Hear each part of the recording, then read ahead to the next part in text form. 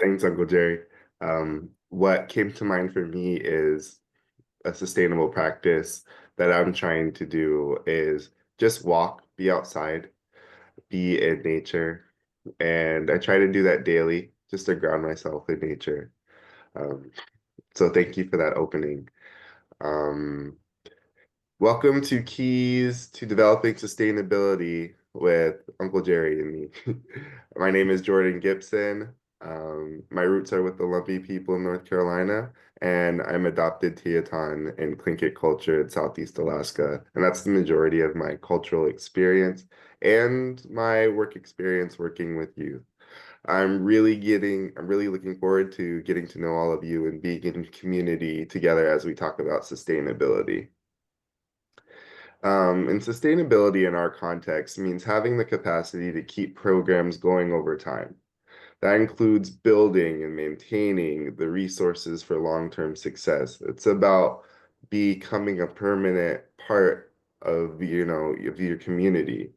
A big part of that is community support, building strong relationships and encouraging ownership of the work. Um, we also, want to celebrate and promote our programs. And I think something like social media, that's a way that we can celebrate the good. Or I don't know how, each community works, but I know sometimes there's community boards and then there's, little potlucks and celebrations. And I think all of that together, is a part of having sustainable programs and a part of sustainability. And now I think I'm gonna throw it back to Uncle Jerry. Thank you, Jordan. And as I look at some of the sharing that is in the chat, folks are doing gardening, they're crocheting, they're smudging, they're participating in sports like basketball or hiking, they're reading, spending time in nature. And when we think about what those activities or those practices are, it sometimes doesn't even occur to us that, oh, this is a sustainable practice or activity that I really need to do. But it just becomes a part of who we are when we are born, and our mentors, our caregivers are the ones typically that encourage us or that model that behavior, especially when it contributes to our wellness. And like any child that has experience and watching, observing smudging, for example, uh, we didn't really plan for it. We just observe it and we participate because after a while, our elders, whether it's parents or older siblings, aunties, uncles, they tell us this is why it's important that we do this. And it speaks to this idea of planning. When we are planning the sustainability component of our strategic planning, our tribal youth programs, it really begins at the very beginning. Before we even do anything beyond coming together and looking at what's happening in our community, looking at what the youth are doing, whether it's healthy or unhealthy, we make this commitment, we make this decision that we want to do something. We want to create opportunities, we want to create pathways for our young people that will lead to successful and nurturing adulthood. And so when we put in place a sustainability plan, it's going to enable us to keep things moving, to ensure that what we're doing makes sense, it's productive, it's culturally appropriate, it's culturally informed, it's going to provide opportunities for our young people to understand the significance and the importance of being a good relative, of being a good older brother, older sister, and then demonstrating that on a regular basis, daily, weekly, monthly, seasonally, yearly, all of that. it all goes into this idea that if we put it into our program design, our vision, our purpose, then it just flows from there. So if we know what we're all about, what we want to accomplish, the purpose of why we are doing this, and the capacity, the components, that all comes together. And today we are going to focus on 4 of those primary components, and there may be others. I'm sure many of you have done sustainability planning in the past or are currently doing some sustainability planning or implementation, and there may be some other elements, some other parts to it that we may not be addressing today. But for us, these are really 4 essential things that we'd like to share with folks that work for our programs, our travel youth program recipients, the grantees that we work with, the communities that we've developed relationships with. And so when we think about sustainability, it's all about what is going to be effective, successful, and meaningful for our community. And in our case, it's our youth. What will make sense to our youth? What will they become attached to? What will resonate? What will they make a commitment to? And as their mentors, their teachers, their parents, aunties, uncles, grandparents, wisdom keepers, teachers, whatever we choose to call ourselves, then it's incumbent upon us to pay attention to that and to utilize whatever resources we have available to us to make things happen, and to make things happen in a good way.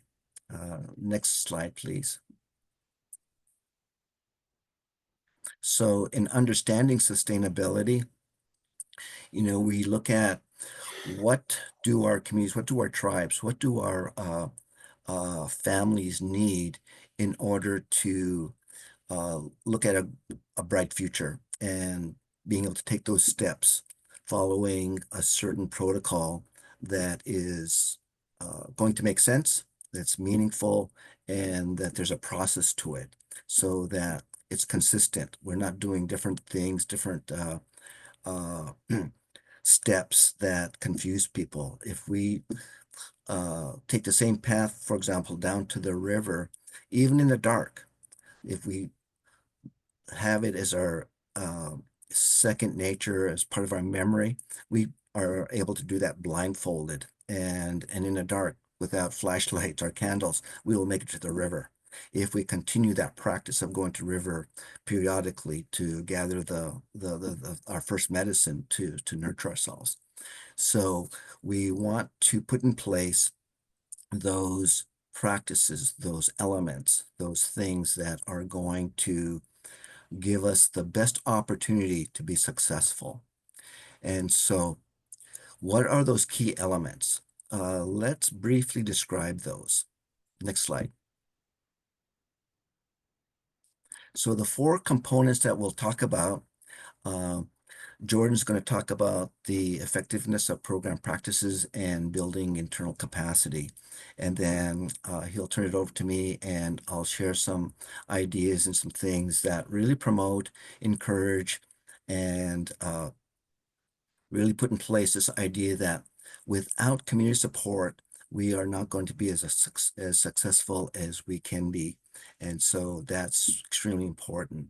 And then looking at program evaluation, and evaluation in the sense that we develop ways that will make sense to our community in terms of gathering information and data that will help us to understand what is working and what isn't, to make changes where it's necessary, and to keep those things that are working. And we see that through observation, through interviews, through surveys, through listening sessions, focus groups, through any type of methodology that the community really understands, that has bought into and owns, and uh, is inspired to review and go, yep, this makes sense. Yep, this is telling us that this program is successful, or this activity is really resonating.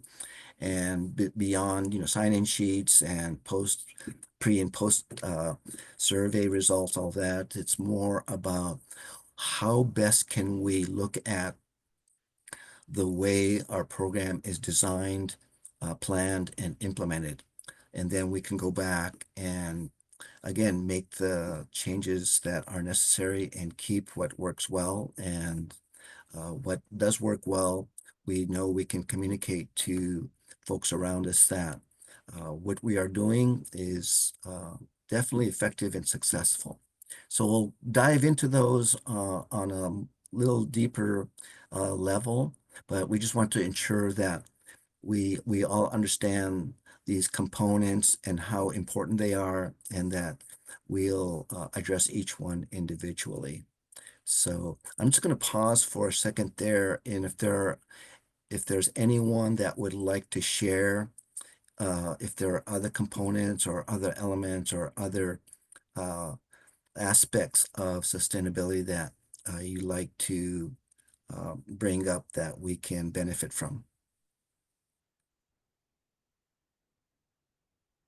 And Haley will take you off mute, or you can drop your comment or your suggestion, recommendation, or your feedback in the chat, and we'll monitor that and let everyone know what we're hearing or what we're seeing.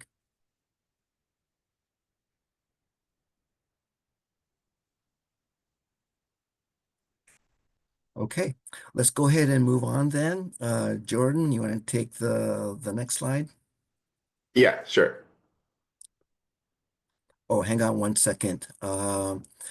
Financial aspect of sustainability. Yes, when we talk about resources, when we talk about capacity, capacity equals readiness and resources. So when we have the capacity, that means that our community is ready to address that issue, and the resources that we have available does include financial resources. Do we have enough funding? But it also includes human resources. Do we have staff? Do we have volunteers? Do we have advocates? Do we have committed partners? And then we have organizational resources, meaning do we have tribal leader support? Do we have program director support? Do we have support from the invested community members that represent these different organizations? So yes, definitely financial sustainability is something that really has to be addressed as well.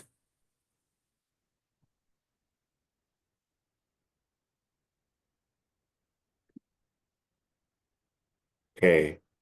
So again, please feel free to share in the chat, ask questions. If something comes up or comes to mind, don't be afraid to share, because we're in this in community together to talk about sustainability. And if you have something that's working great for you or great for your community, please, let us know, right? Because the whole goal here today is to help each other out and to make sure that our programs are sustainable.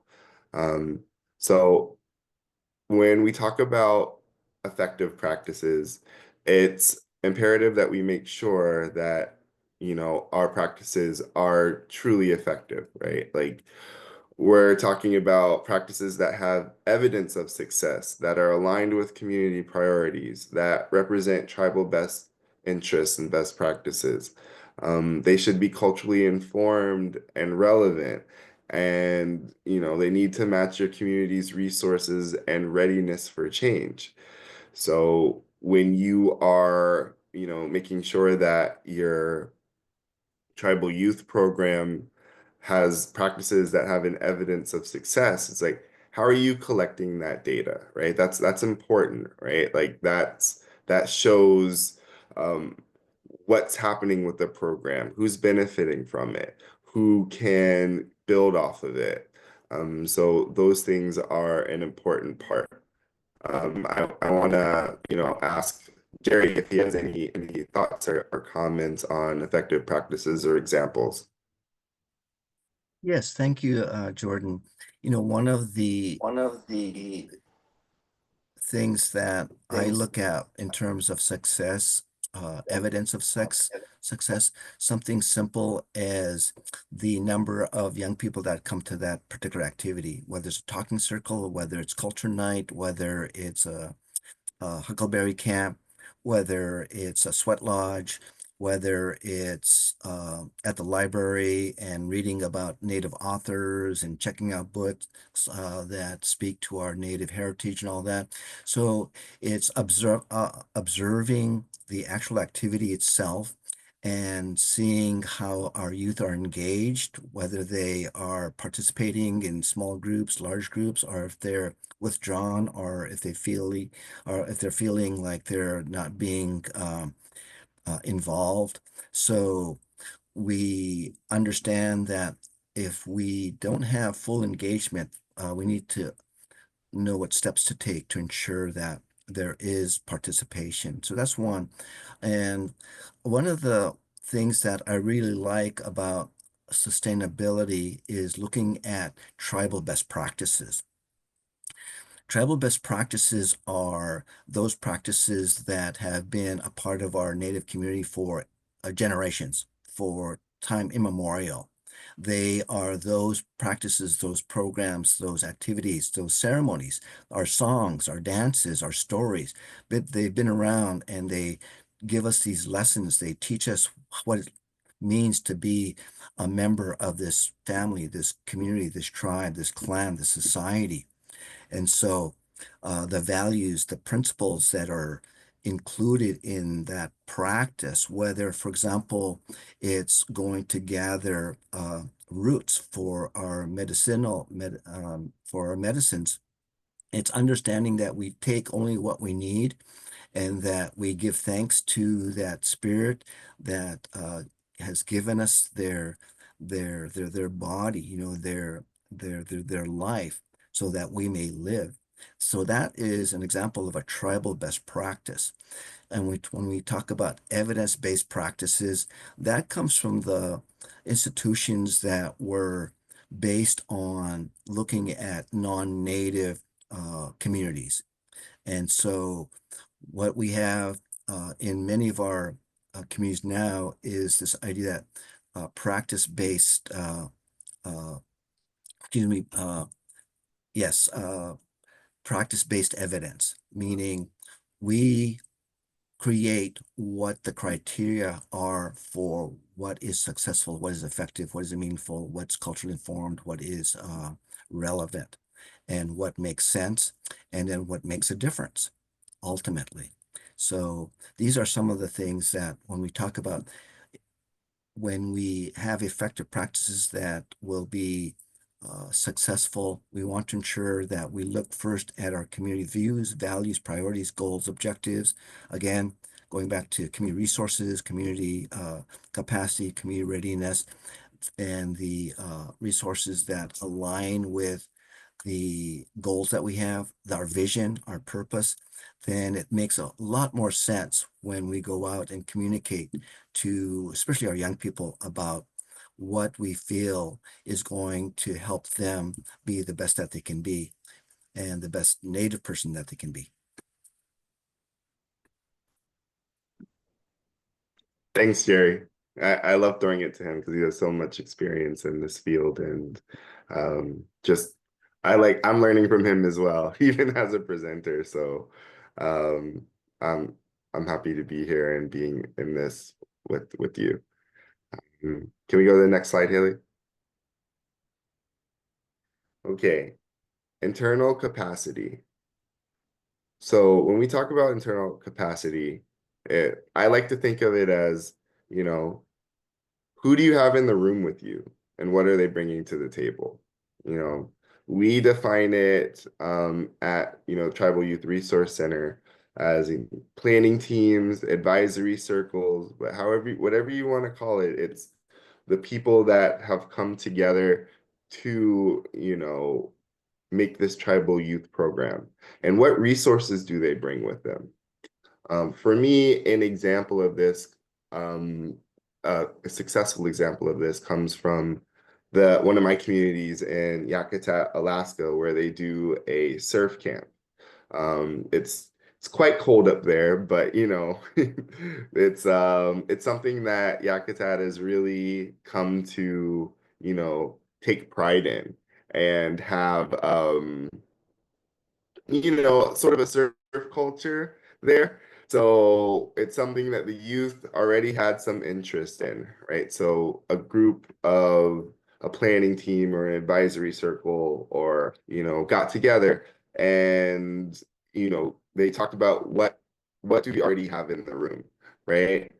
There were grant writers, okay? Like you were gonna need some funding for this program. There were lifeguards, right? We have to make sure that it's safe and it doesn't, cause harm to our children and our communities. And they also were swim instructors, right? Because the kids need to be able to, swim, especially ocean swimming is different than swimming in a pool. There were folks, with connections to Hawaii, right? So people that they could call on and ask, hey, if you're doing surf instruction, what are some key components? What do we need to have? Local businesses, right? Like there's a local business there that actually rents out surfboards and rents out wetsuits. Hey, how many kids wetsuits can we have? How many, like how can we collaborate and partner? And then youth buy-in's a big part. So what in town, has a good connection to the youth?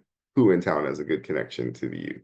What do they like doing? Who has buy-in with them already? Who can be like, hey, come on, man, let's just try it out. I know the water's a little scary, but this could be a good outlet for you.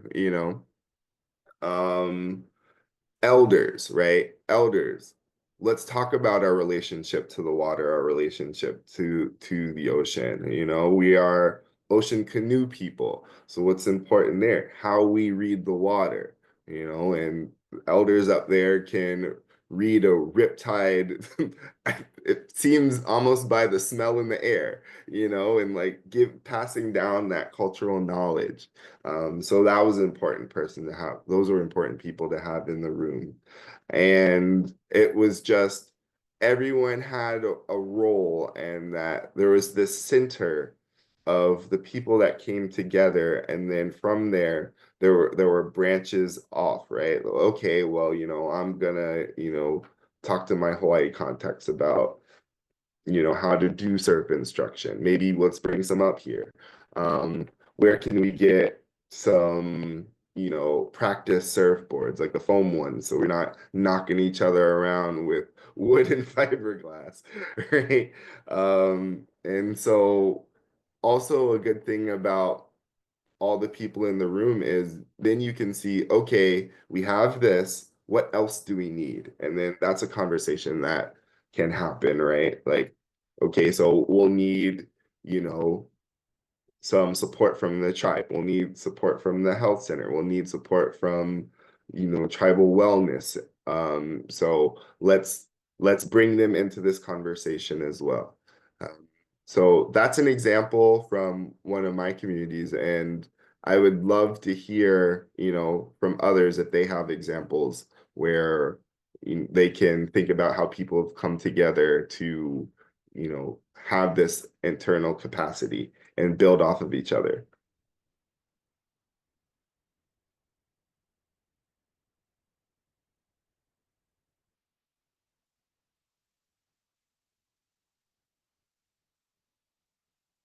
Yeah, so I mean, always feel free to put it in the chat and we will highlight you and talk about it.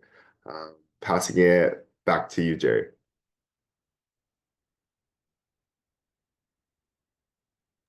You're on mute.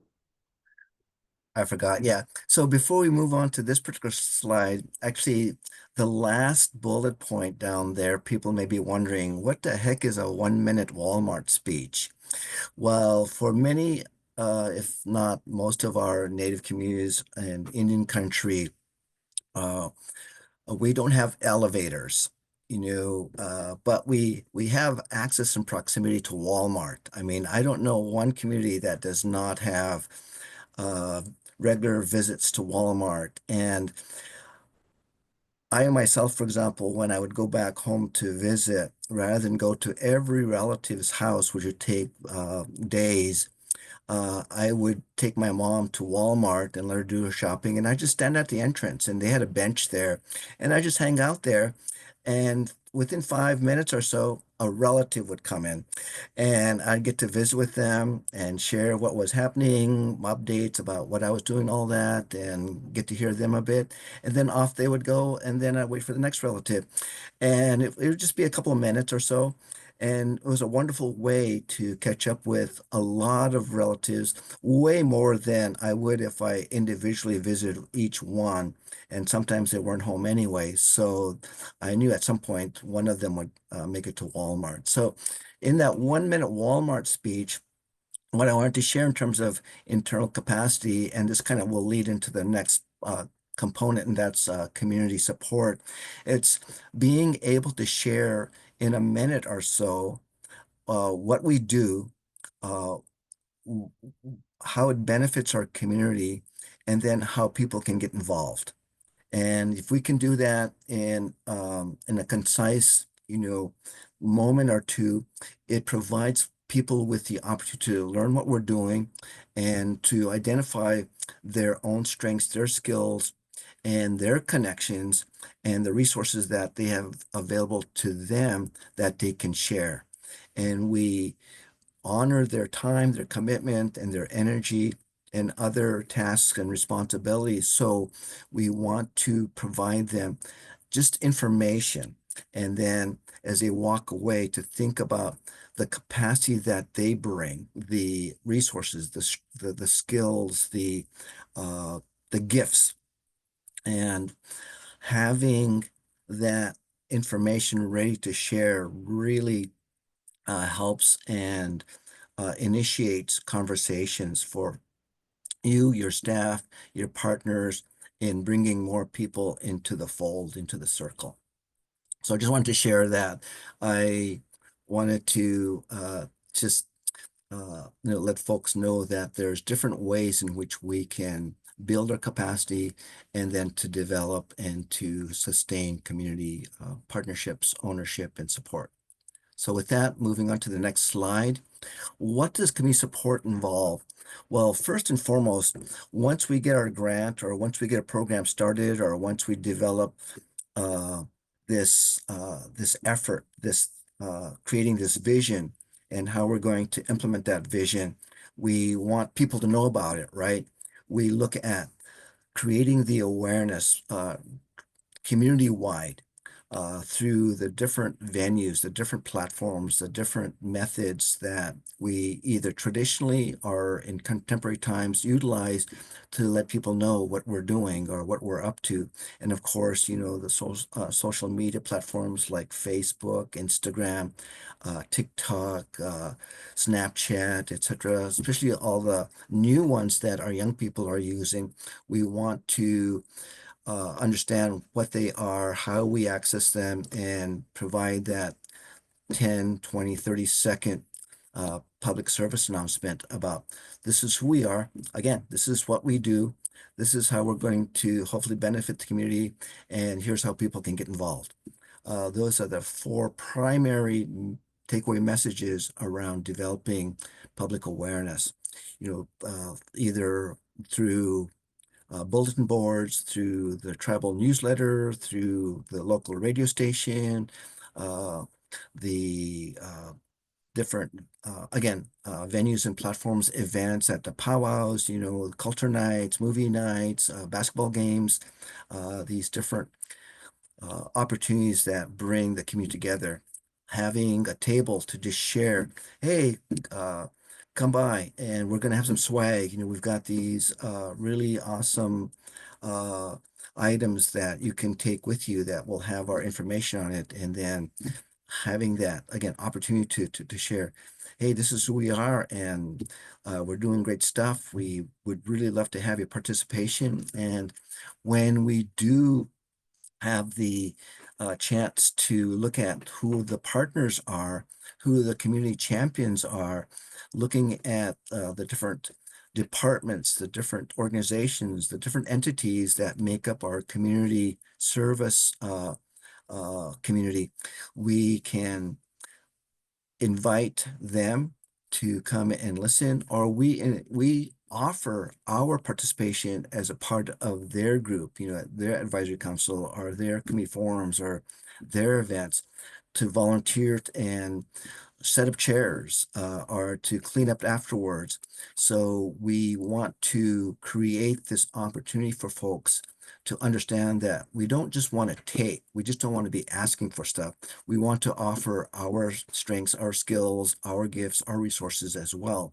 So that then builds this relationship and builds trust among our community partners and potential partners, that we are sincerely wanting to be a part of the success of what makes our young people go from their adolescence to their adulthood in ways that reflect the community culture's views and values. Respect for elders, for example, right? Being compassionate, being kind, uh, having meaningful awareness opportunities in nature. And again, looking at ceremony, our songs and dances, the stories, and helping to create opportunities and venues for other folks and other programs to make things happen so that they're not alone, right? That we can be counted on. We can take accountability. We can be responsible, and we could take the lead when necessary. So by leading the way, modeling the the the values, principles, and the activities that we'd like other people to share with us, then we create that opportunity for them to do so. And so we want to certainly let folks know on a periodic basis. And of course, mapping our journey strategic planning guide that many of you have uh, implemented or have completed or in the process of completing. You'll have a communications plan in there. You'll have your sustainability plan. You'll have your community engagement, your community partnership plan. So these are all essential to the overall success of your program and project. But in terms of community support, it flows through each and every one of those elements. It looks at does our community look like? Again, what are those resources? What's the capacity, right? What is the strength of each program, each project, each organization? And going down to that next level, it's the individuals, the staff, the volunteers, the mentors, the teachers, the caregivers, whomever it is that make up our community partnerships. Those are the folks that we want to bring in and provide an opportunity for them to give voice to their priorities, their visions, their uh, successes, and the challenges as well, so that we can avoid as many of those as possible and have meaningful relationship building opportunities, and to have this circle of relatives that have one really important primary goal, and that is to create a life, create an opportunity, create space for our young people to thrive, to succeed, and to become mentors, teachers, wisdom keepers, elders themselves. So think about that. And I know there are other aspects to community support that all of you have encountered, have experienced, and have promoted and have seen as a part of your own success. And feel free to drop it into the chat. Uh, but we're going to move on to the next key element, which is evaluation or program assessments, program progress.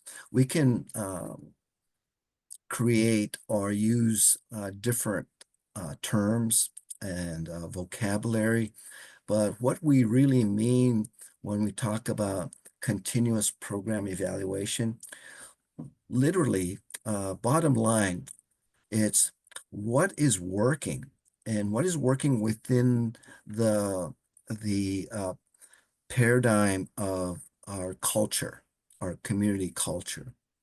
It's looking at how do we effectively collect information that tells us our program is successful, or the activities that we're implementing are effective and are making a difference. Uh, whether it's offering a weekly, monthly talking circle where our young people come together and they just share uh, what their experience has been like doing a particular activity in our tribal youth program, and what kind of difference it made in their life. Did it enhance their connectedness? Did it help them to become more comfortable identifying as a tribal member? Did it help them to begin to understand more about the conceptual concepts around tribal life, our responsibility to elders, our responsibility to the environment, our responsibility to the coming generations? And so we bring in all of our partners who are doing assessments, evaluations, and community uh, process evaluation and outcome evaluations, and looking at that information. What have other programs done? Can we look at what has worked, what has been successful, and learn from them? Lessons learned. Uh, what has been the most important component or aspect or outcome that our young people have experienced going through that particular activity, that program, or that organization's offerings. And sharing, here's what works for us. And maybe it'll work for you, depending on your resources, your capacity, right? And your community champions. Who do you have as a part of your team, your advisory council? Who's doing the mentoring? Who's doing the teaching? Who's doing the leading? All of that. We want to create opportunities and to invite and welcome different voices to the table. And when we do that, we have a much more comprehensive picture. It's like each partner, each program, each project has a puzzle piece. And when we put all those puzzle pieces together, then the picture is complete. And we know what it is. We can describe it. We can talk about, well, the puzzle piece that I have required me to go out and spend 5 days out in the woods with 50 young people and 3 facilitators to do a GONA. And here's what we learned. Here's what we heard. Here's what the young people were talking about. Here's what excited them. Here's what resonated. So we bring this puzzle piece to put into that whole puzzle picture, to share that there's different ways in which we gather information. There's different ways we can assess this, uh, the progress. We have the opportunity to create that within the tribal community cultural approach to what makes sense. Again, what is meaningful, what works for us, and that we consider to be a tribal best practice. So we share that, especially with our tribal leadership, whenever we have the opportunity, whether it's at their monthly or quarterly tribal council meetings, whether it's a special audience. We always want to let folks know, especially the leaders of our tribe, here's what we're doing. Uh, Here's why it makes a difference. Here's the successes that we've experienced. These are some of the challenges, and this is what we'd like to receive from you, whether it's just acknowledgement, recognition that we're important, that we're doing good work, or the relationships that we have with our young people are instrumental and very crucial to the future of our tribe, or if it's making recommendations of future funding. When we talk about financial sustainability, that is one way to let the tribal leadership know that if you fund us X amount of dollars, here's where it's going to go. This is how it's going to be spent. And here's the impact. Here are the results. Here's the evidence. Here is the evaluation reports that we've generated that speak to our success. So it begins at the beginning, and it ends at the beginning, meaning it's always cyclical. We start with a vision, a purpose, we brainstorm what we have to bring to the table in terms of our capacity, our readiness, our resources. Who do we have in terms of partners already? Are there other folks out there that are within the tribal community, outside the tribe, meaning county, state, regional, national? There are a number of Native organizations that uh, are national, that are regional, that are statewide, that are local, and we just need to identify them.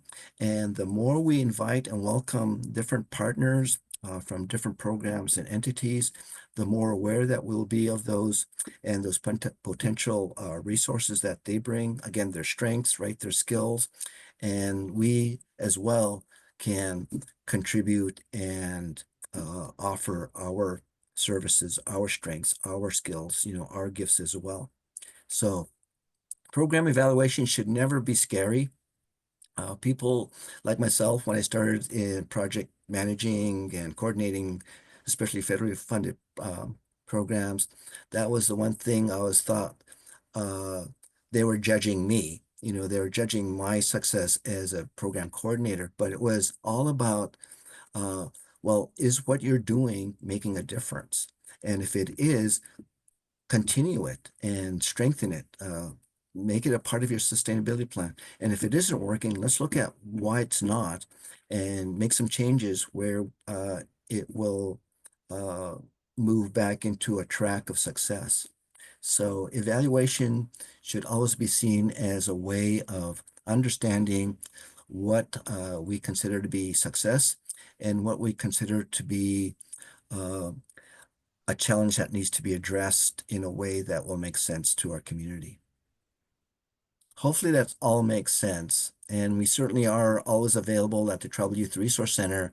We've got a wonderful staff of folks and consultants around Indian country that are willing to step up and share their knowledge, their wisdom, the experience they have as subject matter experts around evaluation, around capacity building, around community partnerships, around sustainability, youth engagement, and strategic planning. So um, if there are any questions or any feedback around those four components, we really welcome that so that we can continue to, strengthen our own uh, sense of what works and what doesn't, and to add it to the next presentation or to share it out with folks that are seeking some answers around sustainability.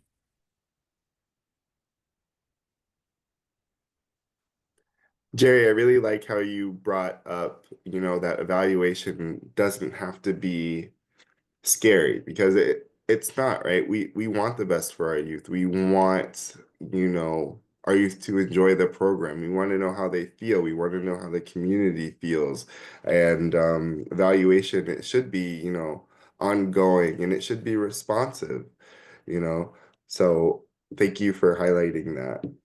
Um, and as we talk about takeaway messages, I see a canoe over there, and if you've ever been in a canoe, you know that everyone has to work together or you're not going anywhere. Or you might go somewhere, you might go sideways, but you're not going to where you need to be. So, rowing in the same direction. I really like this metaphor. And I think that, when we talk about continuous evaluation, when we talk about, internal capacity, when we talk about effective practices, that, that is a part of everyone rowing in the same direction when everything is working together. So I wanted to thank you for the points that you brought up. Thank you. And so the takeaway message is, as people can see on the slide, we want this entire partnership with our team, our community, our families, our tribe, and entities outside of the tribe to understand that what we always go back to is what kind of vision do we have for our community and our young people, and how do we accomplish that vision?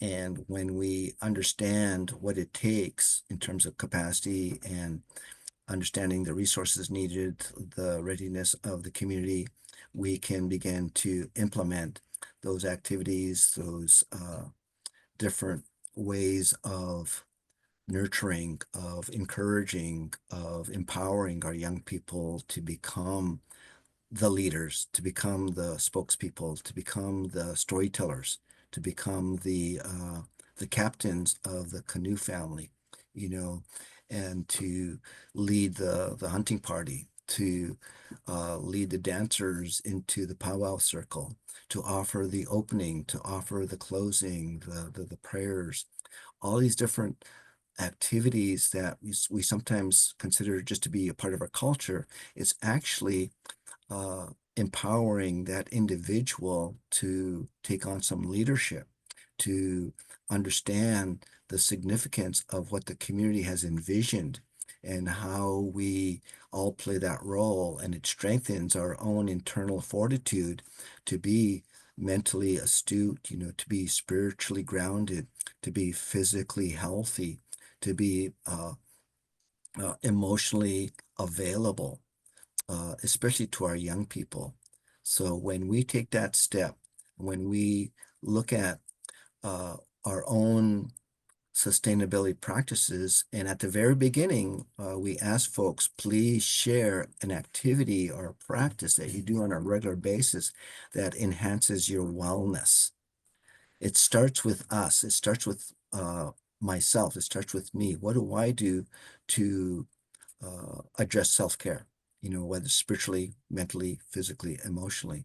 And we take on those practices uh, so that we continue to be a pillar, to be a person that folks can come to for some advice or some suggestions, recommendations, some guidance, or even just for help, you know, to set up the chairs, you know, to go clean up after the powwow, or to be a chaperone, or to volunteer to tell a story, or to participate in culture night, or to make popcorn at movie night, whatever it is. You know, nothing that we do is small and insignificant. Everything we do makes a difference. It's like a stone being thrown into a pond. It makes ripples. Whether it's a big stone, whether it's a small stone, they both make ripples. They make a difference. And the critters that are underneath, they feel it. They feel your energy. They feel the vibrations. They feel, and they hear the voice. They hear the stories. They hear the songs. They feel the dancing, all of that. Whatever it is that we choose to do, uh, it makes a difference, whether it's positive or negative. It does make a difference. And so when we talk about sustainability, you know, we want to create an opportunity for people, well, at least in this image, you know, we want to offer the opportunity for our young people to learn what the canoe is about, the relationship to the water, and our responsibility to be stewards, to uh, understand that we will not survive if we just stay in one place and not do something. That it creates, you know, this stagnancy. But if we are being given the tools, the teachings, and the opportunity, and we get out there into the water and we understand what it takes to get from point A to point B, and with the people that we trust, that we look to for leadership and guidance and strength, then it will happen. It will take place, and you will get to where you're going. So that's the takeaway message. And finally, next slide, sustaining success. It requires this idea that nothing about us without us. So all the things that we've shared today and the things that you're doing. I've seen a number of the communities I work with. They are doing that. I mean, Squaxin Island, Julianne's the education director. She is on here today. I really value her presence. She's just an amazing person, and this is one of the mottos that they have there. And I was recently over in Colville, and uh, Kelly and Philip, who are on, I got to meet them and visit, and same thing. These are some of the things that they're incorporating, they're talking about, they're putting together, and it's amazing. And it makes me feel good that what they're doing really, truly, authentically, sincerely speaks to building a positive future for our young people. I know there's a lot of other folks on our call today that are doing wonderful things as well. So I appreciate that, and just am grateful for all that you're doing. It just helps us to make more energy for our team to do what we do and to offer as much as we can to create more success for you guys.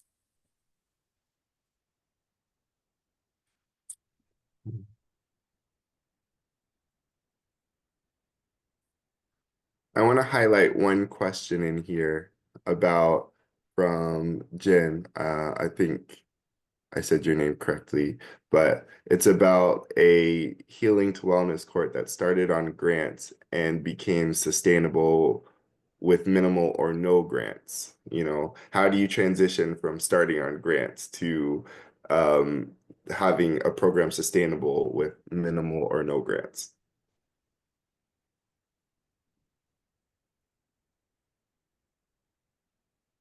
And I can certainly answer part of that question. And it's again looking at community ownership, is developing these partnerships, looking at who has resources, especially financial resources, and it's contributing to their success so that when we have that opportunity to collaborate, we're sharing resources. That's one of the key components of a successful partnership is I'll share my resources with you, you share yours with us, and at some point we can make the dollar stretch and do more things. And when you have tribal leadership support and can identify other ways of funding or supporting your program, then those are the first steps. Those are the elements that you want to put in place so that when those opportunities come, they're going to remember you and your success because you were sharing right from the very beginning. This is what we do. This is how we benefit the community, and here's how you get involved. And we're talking about contributions first, right, from us to them. So you're setting the stage to have other folks come to your assistance when you need that support. So uh, you can do certain kinds of activities without grants and other funding sources that are temporary. Because if you look at your sustainability plan, you're always looking at those things that are going to be effective and successful, meaningful, and make a difference. And those are what the community, especially tribal leadership, will look at and will be more willing to support. So create those partnerships. Step up to the table, knock on the door and say, how can I help? And at some point, then you can ask for their help. That would, Hmm. be a good relative. Be a good relative. Well, we've got 3 minutes left, so if there are any other questions, we're more than happy to share what we know. Otherwise, check out our website, tribalyouth.org.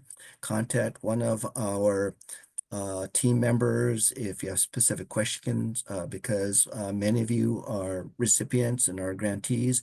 You have an assigned TA training specialist. Get in touch. Don't be afraid to ask for guidance, support, and resources.